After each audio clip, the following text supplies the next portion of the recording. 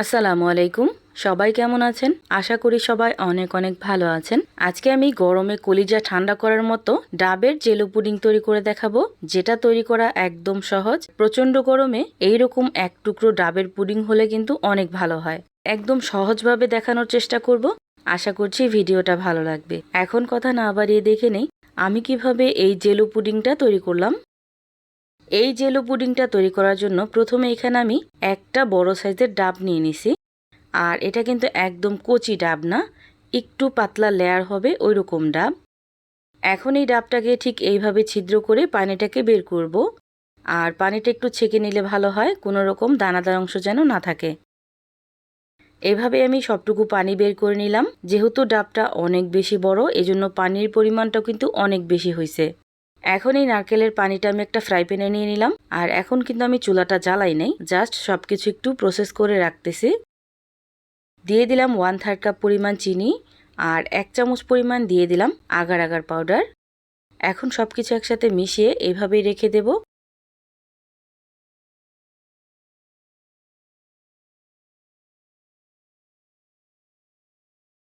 এদিকে আমি নারকেলটাকে ঠিক এইভাবেই কেটে নিছি। এখন নারকেলের শাঁসটা আমি বের করব।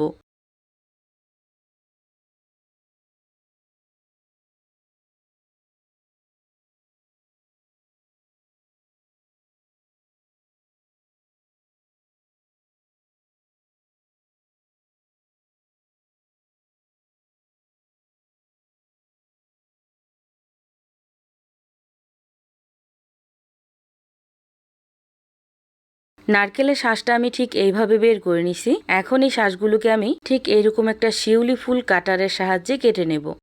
আপনারা যে কোনোভাবে যে কোনো পদ্ধতিতে কাটতে পারেন, চাইলে এইরকম ডিজাইন ছাড়াও কিন্তু তৈরি করতে পারেন। যদি হাতের কাছে কুকি কাটার থাকে তাহলে কুকি কাটার দিয়েও কেটে নিতে পারেন।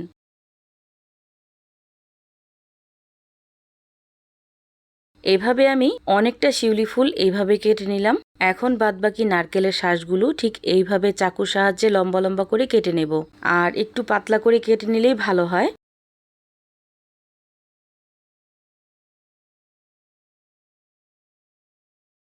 এভাবে আমি সবগুলো কেটে নিছি। এখন এই শিউলি ফুলগুলো একটু ইউনিক আর ন্যাচারাল দেখানোর জন্য কিছুটা পরিমাণ অরেঞ্জ ফুড কালার দিয়ে দিলাম। এটা একেবারে অপশনাল, দিলে দেখতে সুন্দর লাগবে আর কিছুই না।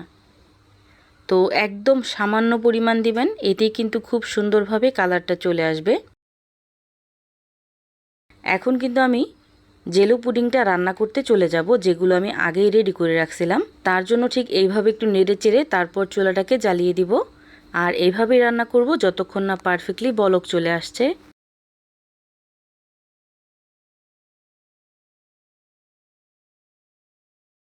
এভাবে আমি অনবরত নেড়েচেড়ে 5 থেকে 6 মিনিট পর্যন্ত রান্না করে নিছি। এভাবে কিন্তু 5-6 মিনিট রান্না করে নেওয়ার পর চুলাটাকে অফ করে দিব। আর যেই পাত্রে সেট করব সবটুকু মিশ্রণ ওই পাত্রেই নিয়ে নিব। এখন উপর দিয়ে কুচি করে রাখা সেই নারকেলগুলো দিয়ে দিব।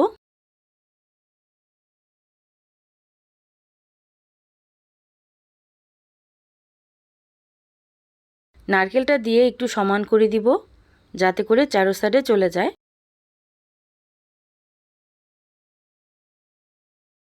এখন উপর দিয়ে কেটে রাখা সেই শিউলি ফুলগুলো দিয়ে দিব।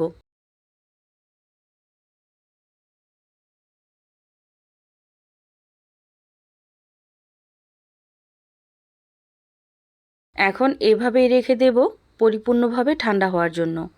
পরিপূর্ণভাবে ঠান্ডা হওয়ার পর 10 মিনিটের জন্য নর্মাল ফ্রিজেও রাখতে পারেন। এক্ষেত্রে খেতে ভালো লাগবে। আর এতে দেখতেই পাচ্ছেন পরিপূর্ণভাবে ঠান্ডা হওয়ার পর ফ্রিজ থেকে আমি বের করে নিছি। আর এই জেলো পুডিংটা কিন্তু পারফেক্টলি সেট হয়ে গেছে। এখন আমি একটু মোল্ড আউট করে দেখাচ্ছি। তার জন্য চাকু দিয়ে সাইডটা একটু ছাড়িয়ে নিব। এখন একটা প্লেট দিয়ে ঠিক এইভাবে মোল্ড আউট করব। এভাবে আমি মোল্ড আউট করে নিলাম। এখন আরেকটা প্লেট দিয়ে নিচের সাইডটা আমি উপরে উঠিয়ে নিব। এভাবেই খুব সহজে অল্প খরচে এবং কলিজা ঠান্ডা করার মতো ডাবের এই জেলো পুডিংটা কিন্তু তৈরি হয়ে গেল। এখন এই পুডিংটা আপনাদেরকে একটু কেটে দেখাচ্ছি যে কতটা পারফেক্ট হয়েছে।